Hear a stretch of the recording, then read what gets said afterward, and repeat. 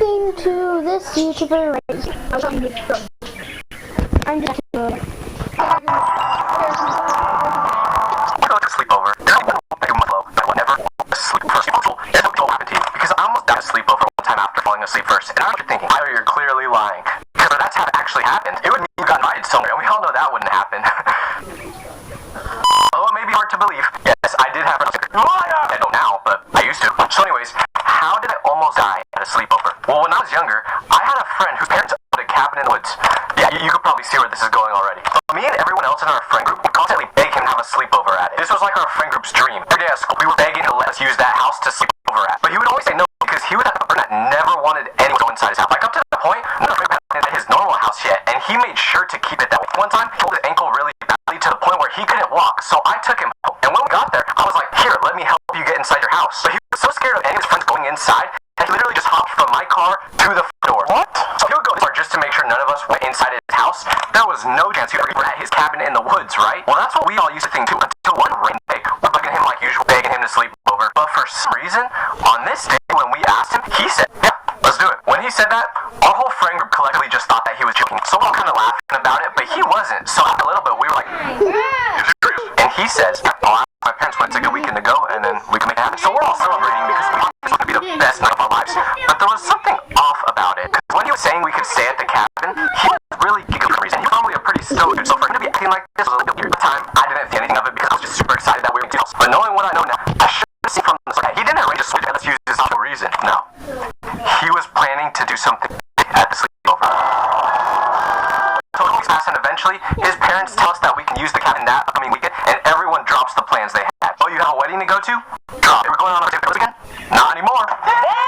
Like, we were all going to make it to this sleepover, no matter what. I would have missed the birth of my firstborn child to go to this. Matter of fact, I would have missed my own birth to go to this. So we're hyped. The whole week of school flies by because all any of us could think about was getting to that cabin. And we had it all planned out. On Friday, after school, we would all get picked up in one car and drive to the cabin. So that's what happened. It felt like that scene in the Hangover movie where they're driving to Vegas knowing that they're about to have the best weekend of their lives. But just like that movie, nothing went like we thought it would. Because none of us had ever been to that cabin before. We just heard about it and saw pictures that he posted. So we didn't know exactly what to expect. But as we're driving to it, the area around it started to get really weird. Like, it was super isolated. There was a couple gas stations and one grocery store in the town it was in, and that was it. So this kind of sketched us out because of how few people were there. But at the same time, my friends were like, they loved how there was no one else in the area because it kind of made it spooky, but in like a fun way. That's how they felt. Not me though. So I was freaking out, but everyone else in the group was acting like it was super cool. And I couldn't be the only one to act all scared, so I pretended to be excited as well. By the way,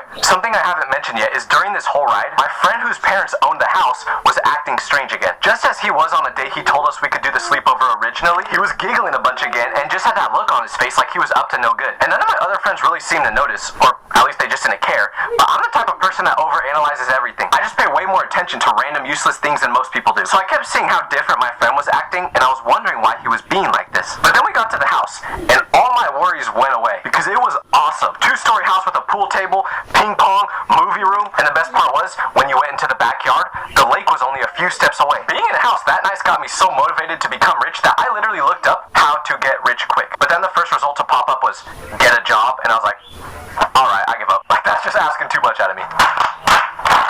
But anyways, we're all getting settled into the house, exploring the area, thinking about how legendary of a night this is going to be. So we just started doing normal things that guys do during sleepovers. Playing video games, eating a bunch of food, contacting the dead, just the normal boys sleepover stuff. So it gets to about 1 a.m. and everyone is still wide awake because we all made a pact that we were going to stay up the whole night because this was like a once-in-a-lifetime sleepover. So we didn't want to just waste it by sleeping the whole time. But unfortunately, I knew I wasn't going to be able to stay up the whole night because I've been to plenty of sleepovers in the past where I tried to pull an all-nighter and I just cannot do it. And it wasn't because I didn't try. Like, my friends and I would go to extreme lengths just to try to get me to stay up. I remember one sleepover I went to, I drank 2 Red Bulls at 2 a.m. And my friends literally attached chip clips to my eyes to keep them open. What the heck? But by 2:30 a.m., I was already knocked out. One of my friends even splashed a bucket of ice-cold water on my face when he saw me dozing off, and that woke me up for about 2 seconds. I didn't even bother drying off. Just fell back asleep while wet. So I kind of knew it was inevitable that I was going to be the first one to fall asleep this time too. But this terrified me because for anyone who has ever been to a boys' sleepover, you know that falling asleep first is playing a risky game. Because if you are that first one to fall asleep, let's just say there's no guarantees you're going to wake up in the morning with all your limbs I'm still attached to you. You fall asleep first, then all of a sudden, you wake up the next morning and your face is a little bit itchy. So you go look in the mirror and bam, both your ears are missing. Like there are no limits to what might happen when you fall asleep first at a boys' sleepover. And like I said, I can never stay up the whole night. So there have been numerous times where I was the first one to fall asleep and I suffer the consequences of it in the morning. But I knew this sleepover would be different because this was a sleepover we had all been dreaming about for years. So falling asleep first meant risking my life. But despite my best efforts to stay up around 2:45 a.m., I fell asleep. But this is where it gets terrifying because the next thing I know, I wake up. I couldn't hear anything. I couldn't see anything. It was like I was just laying down in a void. So at first, I thought I was dreaming because I fell asleep on my back that night. And I've said before that I will never try to fall asleep on my back if I can control it for one reason. And it's because I get sleep paralysis when I do that. For those of you who aren't too familiar with what sleep paralysis is, it's a thing where you're kind of dreaming, but you're kind of not. So basically you think you're awake, but you have no control over your body. And I know what you guys are going to say. Tyler, you didn't have sleep paralysis. You just fell asleep first, so your friends cut off all your limbs. Not a bad guess, to be honest, but no, that's not what happened. But I also knew it wasn't sleep paralysis either because of two things. Number one, I could feel and move my limbs, which has never happened during a sleep paralysis dream. And two, I would always have super vivid dreams when I was experiencing sleep paralysis. But in this scenario, none of that was happening. Matter of fact, it felt super peaceful, but then my mind started to wake up a little more and question what was going on. I was now awake enough to be like, wait, why am I in pitch blackness and why can I not hear anything? Because as I was waking up, I remembered everything that happened before I went to sleep. And I knew for a fact that I did not fall asleep in a black hole.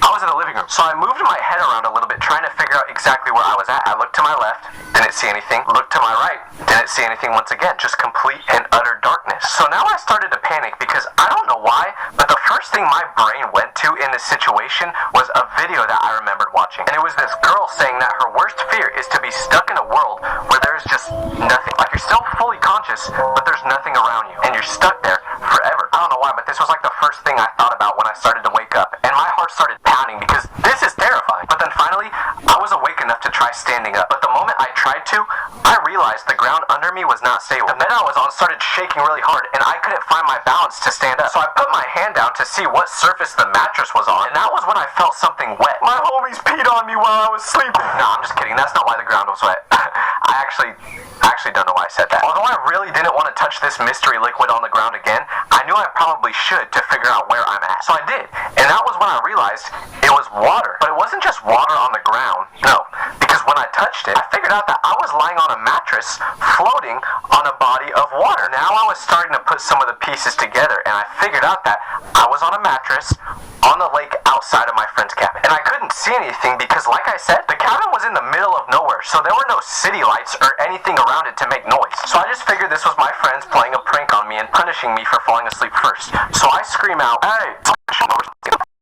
So I just resulted paddling back on my mattress to the shore, which was probably about a couple hundred feet away. Finally, after maybe 10 minutes of paddling, I got to shore, and I walk up to the house and open the back door, but something was off because it was completely silent inside. I start slowly creeping around the house nervously trying to find any one of my friends, and I check 4 out of the 5 rooms, but I can't find any of them. But then I hear a noise that sounds like a bird whistling. Being the logical thinker I am, I figured it was just a serial killer trying to lure me into the room for me to meet my final demise. So what did I do? I followed the noise, and I figured out it was coming from a room that had a door shut. So I go to that room, and after taking a big deep breath, I open the door, and what was inside? All my friends sleeping. There was like 5 rooms, but they all decided to sleep in the same one. But wait, if they're all sleeping, then how did I get into the lake? Well, I turn a light on because I want to see if they have the answer to that question. And they all slowly wake up, and looking like I just got done trying to be the next Michael Phelps, I ask them if they know why I was in the lake. And they all just look at my friend who owned the house and start laughing. I ask why they're all laughing, and that's when they told me that they put me on a mattress and pushed it out into the lake after I fell asleep. So I responded by saying, "What the hell is wrong with you people?" So I asked why they all started looking at my friend who owned the house when they were laughing. And this is when they told me something that made everything make sense. Because remember when I said he was acting all bubbly and giggling even though he's never like that? Well, apparently, the reason he was acting like this is because he saw a movie where someone put their friend on a mattress and let them drift out into the lake. And he thought it was hilarious. So he wanted to recreate it with whoever fell asleep first at the sleepover. Bro, I might just turn off my computer after hearing that, bro. This is why you'll never catch me going to another sleepover again. And I'm also an adult now, so I don't get invited to them. But yeah.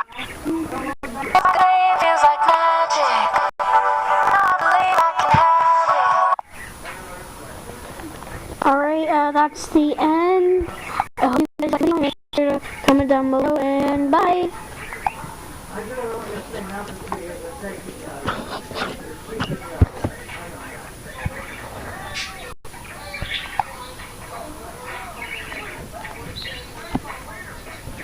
See, she didn't tell me that was saying that. She told me she was going to see if she could get Stacy to watch a couple of them so that